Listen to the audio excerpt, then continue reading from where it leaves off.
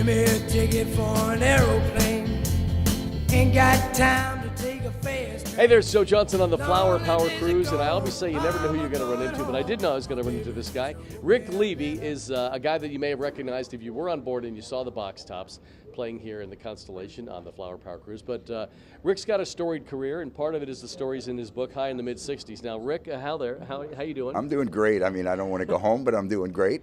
High in the Mid-60s. Yeah. Was that you personally, or was that just the Well, time it's both. of It's a double entendre. I mean, we all were, but it seemed to capture the feeling of the era that I came to love of music, and I made a career out of it, working with so many artists, as you know, from Jay and the Techniques to Peter Noon to Bo Diddley, now with the Box Tops, Tommy Rowe for years, Freddie Cannon, Barbara Lewis, Dennis Yost, and it goes on and on and on. But the story itself is how a kid from Allentown, PA, at 8 years old, fell in love with rock and roll, and I found a way to 50 plus years later still be doing it, and that's the journey of the book.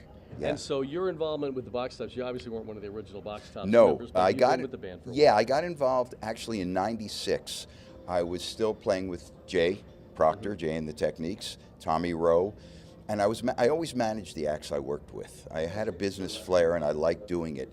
And Jay and I were doing a TV show in Nashville, and I bumped into Gary Talley, and they were regrouping at that time all the original Box Tops, and I said, well, man, this is going to be interesting. Probably the only 60s group with everybody original. And I said, you know what, guys, let me come down to Memphis and meet y'all. They were doing some recording. And I said, I don't want a contract. I don't want anything. Just let me. And it turns into 14 years until fantastic. Alex passed away. Now, do you manage this group then? I manage the Box Tops. I liaison with our booking agent in California. I do all the travel, I do all the hotels, I do all the advancing of every show, I do all the contracts. So yeah, plus I get to play and sing. Sure, yeah, which is guitar, the easy part, yeah. Yeah. Going back to the Box Tops, I went down to Memphis, met these guys. They were recording Tear Off, an album. And like I said, we shook hands in 14 years of managing without playing with them. Yeah. Because I was touring with Peter Noon during that time. Did work with Bo Diddley, and I was still with Tommy and everything. And then Alex passed away in 2010, right? And for almost 6 years, there was no Box Tops. Yes, right. But I was getting calls, you know, hey, are the Box Tops playing? I said, well, not now.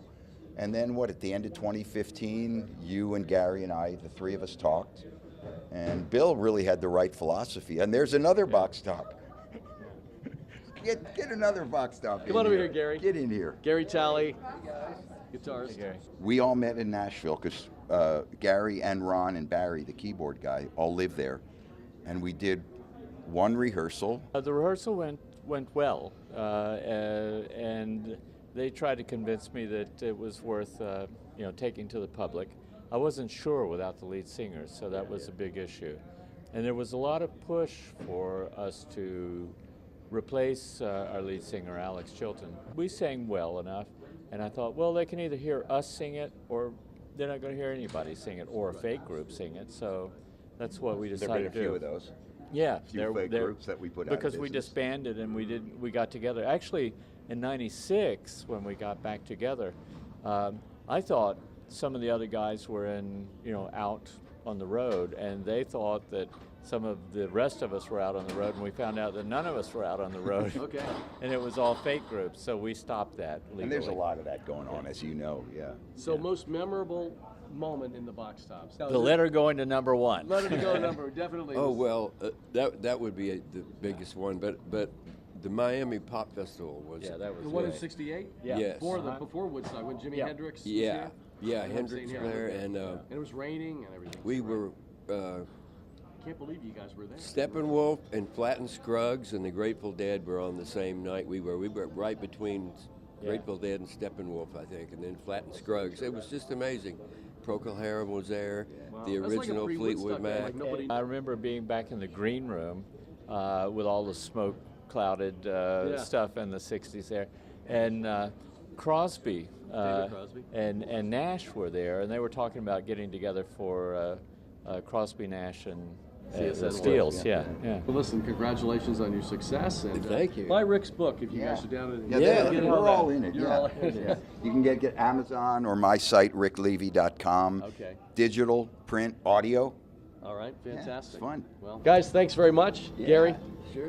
Bill, been a great honor. Rick, thanks, best man. success on the book and Thank everything you. else in Hopefully life. we'll and, see everybody on another I Flower think, Power. and I'm just going to give you a little intel because I know the people at Star Vista, they were seriously excited about how much crowd you drew, and I think they want to have you back. Maybe they've already told you, I don't know, but they mentioned they want to have you back and they want to give you a bigger room. Good. That'd be Great. great. I'd be That'd happy to do it. I always like a We bigger love room. the people too. Yeah. We love the people. Thanks. Thank you. Thanks for Thanks, watching. guys. Take care. Thanks.